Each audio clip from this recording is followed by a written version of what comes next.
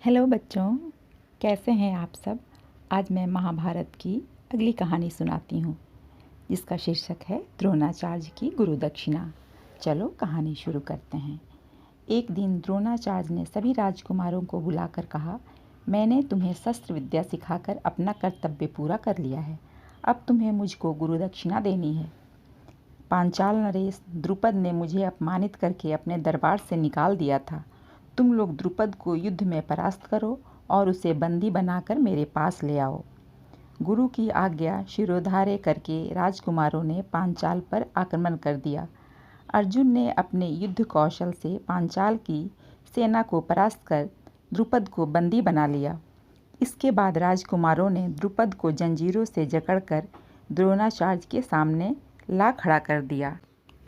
द्रोणाचार्य ने गर्व से मुस्कुराते हुए द्रुपद से कहा, अब मैंने तुम्हें हराकर तुम्हारे साम्राज्य पर अधिकार कर लिया है।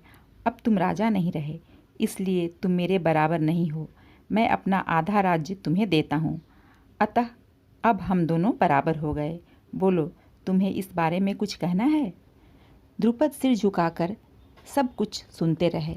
चुपचाप अपमान सह लेने के अतिरिक्त उनके पास कोई चारा नहीं था। इस प्रकार द्रोणाचार्य ने राजा द्रुपद को अपमानित करके उससे अपने अपमान का बदला ले लिया। बाद में द्रोणाचार्य ने द्रुपद का राज्य उसे लौटा दिया। द्रोणाचार्य द्वारा हुए इस अपमान से द्रुपद को भारी आघात लगा।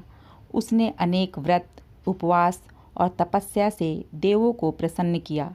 देवताओं ने उसकी तपस्या से प्रसन्न होकर उससे वरदान मांगने के लिए कहा। द्रुपद ने देवताओं से कहा, मुझे एक ऐसा पुत्र चाहिए जो द्रोणाचार्य का वध कर सके और एक ऐसी पुत्री चाहिए जिसका विवाह अर्जुन से हो।